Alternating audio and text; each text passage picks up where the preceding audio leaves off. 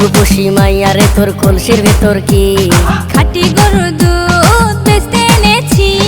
দে না একটু খাই, দামটা আগে চাই, আর দে না একটু খাই। দামটা আগে চাই, তোদের মতো ভিড় খাওয়াদের চেনে রেখেছি। ও রূপসী মাইয়ারে তোর কলসির ভেতর কি খাঁটি গরুর দুধ বেচতে এনেছি। ও রূপসী মাইয়ারে তোর কলসির ভেতর কি খাঁটি গরুর দুধ বেচতে এনেছি।